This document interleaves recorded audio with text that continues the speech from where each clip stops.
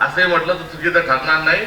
मात्र माझा एका वाक्यावर विश्वास बसला की आंधळ्याच्या काही येऊ लागतो. म्हणून 1 वर्ष झालं अजून काही कुठं तुम्ही कोणाची काही कुठं आणलं नाही. इलेक्ट्रिकचं बिल काही मीटर काही कापायला कोणी आलं नाही. सर्व बरोबर झालं. मी तुमची काही कुठं बदनामी होऊ दिली नाही. नाही तर दुकान उघडलं तर मग काय ते त्याच्यातही तो मार्ग आपला नाही. मात्र स्टेजवर बसलेला असताना आता मला एक फोन आला आणि सांगितलं की मला पक्षाला मदत करायची आहे. मी डॉक्टर साहेबांना म्हटलं की सोफा खरंच पाहतो. इथं आल्यावर पहिल्यांदा मदतीचा फोन आला. मात्र हा विरोधाचा जरी भाग असला तरी समन्वयात मी कुठेतरी कमी पडलो. प्रदेशाध्यक्ष झाल्यावर मी प्रभार घेण्याच्या आधी आपल्या जवळ येत असताना इथली जी सेवा आहे त्या सेवेमध्ये माझी भागीदारी मी सुनिश्चित करण्याच्या अनुषंगानं आपल्यासाठी मी कटिबद्ध आहे, वचनबद्ध आहे. या जन्मोत्सवाचा आनंद असा आहे की इथे आपल्या सगळ्यांची उपस्थिती, सगळ्यांची चेहरे आणि आपणही जेव्हा एखादा सण करतो तेव्हा जातीचा, धर्माचा, पंथाचा, गटाचा या चपला बाजूला काढून आज आपली मेवणापुरी सर्व एकत्र इथे झाली आणि मेवणापुरीवाल्यांचं आज या कार्यक्रमातला जो सहभाग आहे आणि अंतःकरणापासूनचा त्यांचा आज चेहऱ्यावरचा जो भाव आहे तो भाव बघत असताना आज 27वे वर्ष आहे. 14 जानेवारी 14 म्हणजे मकर संक्रांत 2000 सालापासून आणि 2026 पर्यंत ते आणि हे पुढचे 27 वर्ष अविरत न थांबता हा जन्मोत्सव या ठिकाणी साजरा होत आहे. आणि आज चोखोबांना जो आनंद झाला असेल आपल्या सगळ्यांच्या सहभागातून हा यापूर्वी झाला नसेल. त्याबद्दल मी सर्वात जास्त अभिनंदन मी मेवणापुरी वासियांचं सर्वांचं करतो. आणि यानुसार झालेल्या चर्चेनुसार आपण गेल्या 2-3 वर्षापासून पुण्यतिथीच्या निमित्तानं चोखोबाच्या जो सप्ताह करता त्या सप्ताहामध्ये माझं योगदान मी आपल्याला सांगितलं होतं. ते फाडायला पावती फाडायला तुम्ही आले नाही. 11 सांगितले तर आता पुढच्या 22 घेऊन जा बाबा. पण ती माझी जी काही भागीदारी जी तुम्हाला सांगितली होती ती दरवर्षी ही तुम्ही देत राहिली पाहिजे. मात्र यावर्षी त्यांच्या 6 महिन्यानं आपण 12 महिन्यात 6 महिन्यानं भेटलं पाहिजे. आणि इथं काय काय कोण काय बोललं त्याचा हिशोब आपण ठेवायला पाहिजे. मग एप्रिल मध्ये समाधी सोहळा होतो त्या सोहळ्याच्या दुसऱ्या दिवशी इथून पंढरपूरला जाऊन तिथे आपल्याला इथून एक गाड्याची का अशी काय वारी करायची का काय करायची तेही सांगा. रस्त्यातले सगळे मुक्कामाची तिथल्या दर्शनाची जबाबदारी माथात माझी आहे हे मी सांगतो. मात्र त्यानंतर एक इथून पंढरपूरची एक दिंडी आपली एकादशीची नसली पाहिजे, ना कार्तिकीची ना कार्तिकीची ना आषाढीची. आपली जी आहे ती पुण्यतिथीच्या त्या दिवशी म्हणा दुसऱ्या दिवशी पुण्यतिथी एक दिवस मागं पुढं करा. आता पुण्यतिथीच्या दिवशी आपण सर्वजण पंढरपूरला राहू शकतो का हाही प्रस्ताव जो आहे तो ग्रामसभेने गावकऱ्यांनी त्याचा विचार करावा आणि त्याची जबाबदारी आहे ती माझ्यावर द्यावी एवढं या निमित्तानं सांगतो. आणि संतांचा जो विचार आहे उस डोंगापरी रस नवे डोंगा. आता रस डोंगा ऊस जो आहे तो प्लॅस्टिकचा असला तर घरात लावा ही वृत्ती आपण आता कुठेतरी स्वीकारली.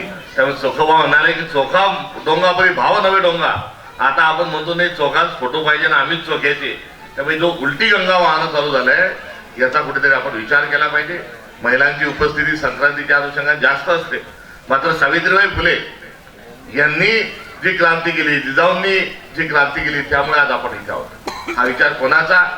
जेव्हा सावित्रीबाई फुलेंनी पहिली मुलींची शाळा काढली तेव्हा मुलींच्या शाळेत शिकवत असताना त्यांना दगड मारली, त्यांच्या अंगावर शेण टाकले. आपल्याला सगळ्यांना माहिती आहे. मग शेण टाकणारे कोण होते, दगड मारणारे कोण होते, विरोध करणारे कोण होते? काही अरबस्थानातून ते मुसलमान आले होते का, तिकडून लंडन मधून ख्रिश्चन आले होते का, अजून कोणत्या जातीचे धर्माचे आले होते? नाही, सावित्रीबाई फुलेंवर शेण टाकणारे जे लोक होते हे मनुवादाचे अनुयायी होते. आणि स्वतःच आम्ही आता आमच्या हातात धर्मसत्ता असली पाहिजे आणि आम्हीच धर्म मार्तंड आहे हा अहंकार असणाऱ्या मंडळींनी सावित्रीबाईंना अडवण्याचं काम केलं. का अडवण्याचं काम केलं? तर मुलगी शिकली तर धर्म बुडतो हा विचार त्यांच्या मागचा होता. त्यामुळे जो विचार महिला शिकली मुलगी शिकली म्हणजे धर्म बुडतो हा सांगणारा जो विचार आहे आपण त्या विचाराच्या विरोधात उभं राहिलं पाहिजे. तो हाच विचार काय सांगतो की बहुजन समाजातला कोणी माणूस जर वाचत असेल तर त्याचे डोळे गरम सळा घेऊन त्याचे डोळे फोडून टाका. हा तो विचार आहे मनुवादाचा. हा विचार कोणचा आहे तर शास्त्र कोणी ऐकलं, चोरून ऐकलं, चुकून ऐकलं तर शास्त्र जर ऐकत असेल तर त्याच्या कानात जर मोकळतं शिस टाका आणि बहुजन समाजाने शिकणं म्हणजे पाप आहे, हा जो विचार आहे त्या विचारातल्या विरोधातली तुमची आपली क्रांती आहे. आज वारकरी संप्रदाय जर नसता तर खरोखर बहुजनांना आपल्याला मानाचे स्थान नायक मिळाले नसते. हा पहिला असा एक संप्रदाय, ही पहिली अशी क्रांती आहे, ही क्रांती कोणाविरोधात झाली याचा विचार आपल्याला केला पाहिजे. मग तथागत गौतम बुद्ध यांनी 2000 वर्षापूर्वी बुद्ध धर्माची स्थापना केली. 2000 वर्षाच्या पूर्वी तर मोहम्मद पैगंबरांचा जन्मही झाला नव्हता, येशू ख्रिस्ताचाही जन्म झाला नव्हता. त्यामुळे त्यांनी केलेली क्रांती कोणाविरोधात होती तर ती क्रांती होती स्पृश्य अस्पृश्यतेच्या विरोधात, स्त्री पुरुष असमानतेच्या विरोधात त्यांची क्रांती होती की हा धर्म आमचा सर्वांचा आहे, अध्यात्म आमच्या सर्वांचा आहे, समाज आमच्या सर्वांचा आहे. एक समाज एक जात गावकुसाच्या बाहेर राहते तिचा विटाळ होतो, एक समाज जो आहे तो नुसता शेतात राबतो आणि एक जो आहे तो नुसते खाली कोपरे बदाम खातो. या विरोधात तथागत गौतम बुद्धांनी तुम्ही आपण सर्व एक हे सांगितलं. चतुर्वर्णामध्ये शूद्र तर होतेच होते आणि शूद्र असल्यामुळेचा जो त्रास आहे हा शिवाजी महाराजांनाही झाला. शिवाजी महाराजांना राजा बनू शकत नाही, शिवाजी महाराजांचा राज्याभिषेक होऊ शकत नाही कारण शिवाजी महाराज शूद्र आहे. हा जो विचार आहे त्या विचाराच्या विरोधात आपण उभं राहिलं पाहिजे. गोविंद पानसरेजींनी काय केलं, शिवाजी कोण होता नावाचं पुस्तक लिहिलं. तर शिवाजी कोण होता नावाचं पुस्तक लिहिल्यावर पाकिस्तान मधल्या अतिरेक्यांनी येऊन त्यांना मारलं नाही, तर त्यांना याच करंट्या विचाराच्या लोकांनी त्याचा गोविंद पानसरेचा खून केला. त्यामुळे शिवाजी महाराजांना शूद्र म्हणणारी व्यवस्था जी होती, सावित्रीबाईंना अडवणारी जी व्यवस्था होती, महिलांना अतिशूद्र समजणारी जी व्यवस्था होती, त्या व्यवस्थेच्या विरोधात आपण सर्वजण राहिलो पाहिजे. त्यामुळे आपला आचार विचार व्यवहार आणि उच्चार हा नेमका कोणचा कसा आणि हिंदू हे म्हणून समजून हिंदुत्व समजून घेत असताना आपल्याला आपलं हिंदुत्व कोणचं हे पारखता आलं पाहिजे, आपला भगवा रंग कोणचा हा पारखता आला पाहिजे. दुसऱ्याच्या ओंजळीत जर पाणी आपण पित असलो तर चोखा मेळाची जय आणि चोखा मेळाच्या पुढे नतमस्तक होण्याचा आपल्याला अधिकार हा नाही. साईबाबा देव नाही आज असं म्हणण्याचं धारिष्ट अनेक लोक करतात, उद्या गजानन महाराज देव नाही असंही आपल्या कानावर आलं तर आश्चर्य वाटू देऊ नका. त्यामुळे गढूळपणा हा आपल्या समाजात आज खूप आलेला आहे आणि या गढूळपणावरून मध्ये जर त्रुटी कोणाची फिरत असेल तर या संतांच्या वाङ्मयाची, पुरोगामित्वाच्या नेत्यांची, शिवशाहू फुले आंबेडकरांच्या विचाराची त्रुटी फिरून आपण कोणत्या विचाराचे, आपला बाप कोण होता हे आपण सगळ्यांनी समजून घेतलं पाहिजे. ही कळकळ या निमित्ताने या ठिकाणी मी उपस्थित करतो आणि ती करत असताना जो वारकरी संप्रदाय झाला त्यातून तेव्हाच्या महान म्हणून संबोधल्या जाणाऱ्या समाजातले चोखोबा आले, सावता बाळी समाजातले सावता आले, तेली समाजातले संताजी दनगाडे महाराज आले, कुटबी समाजातले तुकाराम महाराज आले आणि या सर्वांमध्ये ब्राह्मण समाजात जरी ज्ञानेश्वर असले तरी त्यांना वाळीत टाकल्या गेलं. वाळीत का टाकल्या गेलं तर संस्कृत मधली गीता मराठीत लिहिली म्हणून वाळीत टाकण्याचं आणि समाधी घेण्याचं काम हे ज्ञानेश्वराला करायला लावणारा, हा आपला गळा घोटणारा, आपल्या धर्माचा, आपल्या स्वाभिमानाचा, आपल्या अभिमानाचा गळा घोटणारा जो वर्ग आहे हा आज डोकं वर काढू पाहतोय आणि तो डोकं वर काढू पाहत असणाऱ्या त्या विचाराच्या विरोधात आपण आपला विचार त्याच्या विरोधात राहण्याची काही आवश्यकता नाही. कारण आता कायदा आला, आता नियम आला, आता संविधान आलं, संविधानाचं या कीर्तनी झालं. आता आपल्याजवळ जे असणाऱ्या वेगळ्या भूमिकेने वेगळ्या ड्रेसमध्ये आता जे प्रदूषण आहे त्यातून आपण दुरुस्त झालं पाहिजे. लोकशाही बुडवण्याचं काम कुठेतरी होत आहे त्याबद्दलही या ठिकाणी मला दुःख खंत व्यक्त करू द्या. हे राजकीय व्यासपीठ नाही. मात्र नगरपालिकांच्या निवडणुकात महाराष्ट्रात काय झालं, बुलढाणा जिल्ह्यातच सोडून द्या, महाराष्ट्रात काय झालं, आतापर्यंत नगरपालिकेच्या निवडणुकीत 3 खून झाले. एक अकोला नागपूरमध्ये झाला, एक सोलापूरला झाला आणि एक खोपोली मुंबईच्या बाजूची खोपोली जी आहे तिथे झाला. आज नांदेडमध्ये एकाला तलवारीने मारलं. नगरपालिकेच्या निवडणुकीत आपण एक दुसरे के खून के पैसे होऊन जातो. स्थानिक स्वराज्य संस्थांच्या निवडणुकीमध्ये राजकीय पक्षांची धार बोथट असली पाहिजे. मेहुणा राजामध्ये येत असताना आम्ही आमचे पक्ष घेऊन चोखोबाच्या जन्म पुण्यतिथीच्या निमित्ताने, जयंतीच्या निमित्ताने जर येत असलो तर ती चूक आहे. कारण कोणी कोणत्याही पक्षाचे असो, आपला गोतावळा आहे, आपला हा समाज आहे आणि याच्यातलं गाव वाढत चालत असताना यामध्ये नुसतं पक्ष जर आणाल तर तो समाज हा थोडा मोठ्यांना अभिप्रेत नव्हता आणि या समाजाच्या आता धोरणी होत असताना काही लोकांनी जो अतिरेक केलाय त्यातून पैसा फेक तमाशा देख नावाचं एक नाटक आपल्या महाराष्ट्रात आणि आपल्या देशात सुरू आहे. बाप बडा ना भैया सबसे बडा रुपया हे राजकारणाचं जर स्वरूप आलं असेल तर आपला बळी गेला त्याच्याशिवाय राहणार नाही. त्यामुळे भांडवलदार आता आपल्या मागे लागलेले आहेत. विकासाचं जे गणित आहे आणि इथल्या विकासाच्या अनुषंगानं आपलं जो नुसतं बोलणं जर झालं आणि त्यामध्ये जर आपला सहभाग नसला तर कोणी जिंकत राहू शकत नाही. तर संत चोखामेळासारखे एक संत आपल्याला लाभलेले आहेत आणि त्यांचा लाभ आपण माणसं जोडण्याकरता समाज जोडण्याकरता कसा करू शकतो हेच खरं चिंतन आपल्यासाठी महत्वाचं आहे. त्यामुळे हा जो विचार आहे या विचारांनी आपण सर्वजण पुढे जाऊया हा प्रस्ताव ठेवतो. बरोबर बोललो का चूक बोललो काय मी? काही असं बळजबरी बरोबर नका म्हणू. हे जे बोललो याच्यात काही शब्द वापस घेऊ, काही चुकीचं बोललो, काही मावल्या काही बोलणे राहिलं ते खिलारे जण मुख्याची गोष्ट सांगितली ते बैराकी तशी एक मेवना राजाची तर काही गोष्ट नव्हती ती. या विचारात हा विचार म्हणजे चोखोबाचा विचार आणि या विचारांनी वागणारे लोक म्हणजे मेवना राजाचे लोक. ही भूमिका पुढे घेऊन जायचंय. सत्यशेवटी राहिला विषय समन्वयाचा. त्या समन्वयाच्या अनुषंगानं जे खरोखर प्रयत्नाची आवश्यकता आहे आणि ती नुसती वाफा बघून होणार नाही, ती प्रत्यक्षात कुठेतरी दिसली पाहिजे. मागच्या वर्षीतून या वर्षीमध्ये सामाजिक वातावरण आपण चांगलं केलं त्याबद्दल अभिनंदन करतो.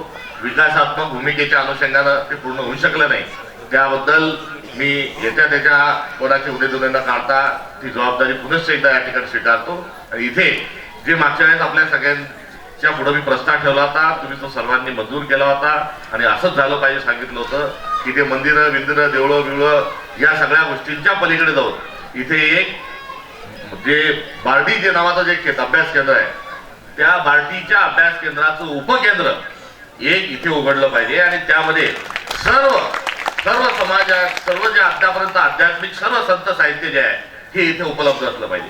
ते इलेक्ट्रॉनिक स्वरूपाच्या म्हणजे ई स्वरूपातही असलं पाहिजे, ते ग्रंथ स्वरूपातही असलं पाहिजे आणि संत साहित्याचा अभ्यास करणारा जगातला कोणताही माणूस त्याला जर अभ्यास करायचा आणि साहित्यातला संदर्भ ग्रंथ पाहिजे असं म्हटलं तर तो कुठे आला पाहिजे? तो मेवना राजामध्ये आला पाहिजे. असं एक केंद्र या ठिकाणी उभारलं राहिलं पाहिजे.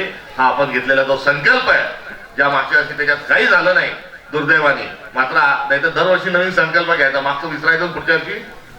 त्यामुळे लसावी आपण काढून या अशा स्वरूपाचं एक केंद्र इथे उभं राहिलं पाहिजे. वृक्षांनी वेढलेला हा भाग असला पाहिजे. नाही तर विकास आराखडा म्हणजे काय? तो बांधा बिल्डिंग नुसते सिमेंट कॉन्क्रीटचं जंगल न करता सर्व जेवढे काही झाडं असतील ज्या झाडांना भारतीय झाडं म्हटल्या जातात, ज्या झाडांच्या अनुषंगानं वेदांमध्ये उपनिषदांमध्ये आपल्या संस्कृतीमध्ये उल्लेख आहे अशा सर्व झाडांचं बन इथे असलं पाहिजे. ही त्या आधीच्या वर्षाची मागच्या वर्षीची ही दोनच जे आपल्या संकल्प आहे ते पुढे घेऊन जाण्याच्या अनुषंगानं वर्षभरामध्ये आपण त्याचा पाठपुरावा करू. फक्त आता येऊ राहिले का? पहिले तर याच्या आधी 1-2 दिवस आधी विचारायचे तुम्ही, आता तर सकाळी विचारू राहिले. आमदारांनी 6 वाजता फोन केला, गावकऱ्यांनी 8 वाजेपासून केले. अशी त्या दिवशी जेव्हा आपल्याला आला नाही पाहिजे. या तुमच्या आणि माझ्या या वृत्तीचा मी निषेध करतो. स्वतःचाही निषेध करण्याचं भाग्य मला लाभलं याबद्दल मी शेवटी आनंद व्यक्त करतो. आणि 6 महिन्यात एप्रिल पर्यंत या सर्व गोष्टी झाल्या पाहिजे. नाहीतर तुम्ही सर्वांनी माझा निषेध त्या निमित्ताने करावा. मला 4 शिव्या द्याव्यात ही देखील मुभा आपल्या सर्वांना या ठिकाणी देतो. आणि 2027चा जो आपला जन्मोत्सव आहे हा लोकोत्सवाची पुढची पायरी ठरो ही कामना व्यक्त करतो. पुन्हा एकदा चोखोबाच्या कार्यापुढे क्रांतीपुढे नतमस्तक होतो. आपल्या सर्वांना संक्रांतीच्या आर्थिक उत्तरायण दक्षिणायन आतापासून तिळातिळाने सूर्य वाढणार आहे आणि त्या दृष्टिकोनातून आपला जो शिवशाहू फुले आंबेडकरांचा संविधानाचा दुरितांचे तिमिर जावो विश्वस्व धरू सूर्य पाहू जो जे वांछिल होतो ते लाहो प्राणी जातो या पसायदानाला पावन करणारा विचार तिळातिळाने वाढत जाओ हा नवस या निमित्ताने या ठिकाणी बोलतो. थांबतो. धन्यवाद. कार्यक्रमादरम्यान आलेल्या सर्व मान्यवरांचं पुन्हा एकदा शब्दसन्मानाने स्वागत. आणि एक सूचना अशी आहे की यानंतर महाप्रसाद होणार आहे.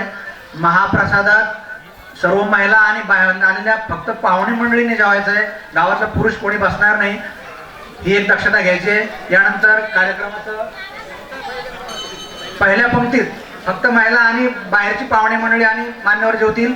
आणि गावातली पुरुष मंडळी आणि इतर मंडळी थांबतील. मी यानंतर शेवटचं पुष्प या ठिकाणी सादर करण्यासाठी माननीय मुसलवाले साहेब यांना आभार प्रदानासाठी या ठिकाणी आमंत्रित करू.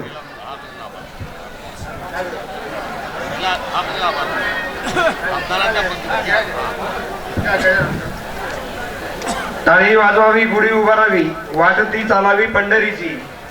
मी श्री संत चोखामेळा या विठ्ठल भक्ताच्या 758व्या जन्म उत्सवानिमित्त इथे आलेल्या सर्व मान्यवरांचे तसेच आपल्या सर्व गावकऱ्यांचे या प्रशासनाच्या वतीने तसेच शिंदखेडराजा मतदारसंघाचे लाडके आमदार मनोज कायंदे यांच्या वतीने सुद्धा आभार व्यक्त करतो.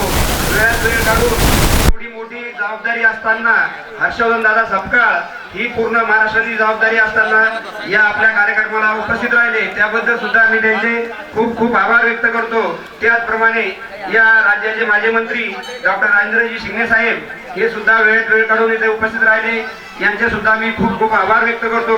तसेच सर्व मान्यवरांचे मी शब्दसुमनाने आभार व्यक्त करतो आणि हा कार्यक्रम अध्यक्षाच्या वतीने संपला असे जाहीर करतो.